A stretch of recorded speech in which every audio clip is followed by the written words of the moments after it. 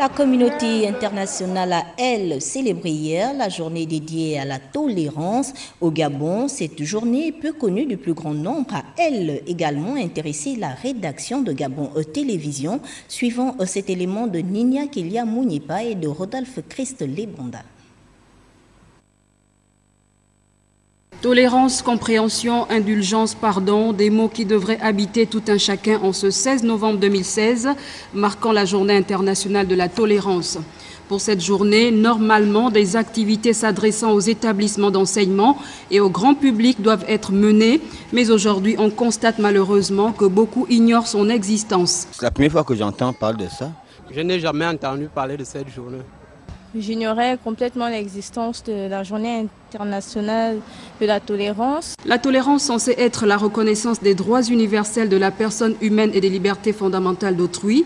Il s'agit en fait d'accepter la diversité, la différence, qui au lieu de constituer une barrière, représente par contre une richesse, surtout en ces temps où les conflits et les discriminations refont surface. Les événements qui se sont passés après les élections présidentielles, je crois que c'est une journée qui doit nous rappeler de se faire pardonner entre nous les Gabonais. Parce que nous n'avons pas un autre pays de rechange, rien que le Gabon. Nous sommes Gabonais, on demeure Gabonais et on va mourir Gabonais. Pourquoi ne pas se pardonner entre nous tous, entre nous-mêmes? Où ma communauté a eu, aujourd'hui là, nous pardonnons ces gens-là. Cette journée internationale de la tolérance devrait permettre à chacun de nous de réfléchir sur sa contribution au renforcement de la tolérance pour encourager la compréhension mutuelle entre les cultures et les peuples. Je suis ouverte à tous. Peu importe la différence, j'accepte tout un chacun selon sa préférence religieuse. Déjà que je suis dans une église de réveil, j'ai des amis dans mon établissement scolaire qui fréquentent des églises catholiques, qui sont témoins de Jéhovah. C'est vrai que sur certains points, on ne pense pas de la même manière, on ne partage pas les mêmes idées, mais bon, on s'accepte.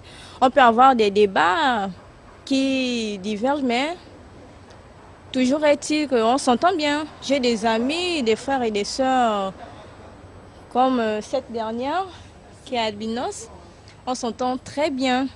Nous n'avons pas la même couleur de peau. Il y en a qui ont peur des albinos, même moi, je les accepte. Rappelons que c'est le 12 décembre 1996 que l'Assemblée générale des Nations unies avait invité les États membres à célébrer cette journée internationale le 16 novembre de chaque année, dans l'objectif de faire reculer l'intolérance et d'inciter les uns les autres à cultiver la paix et l'amour.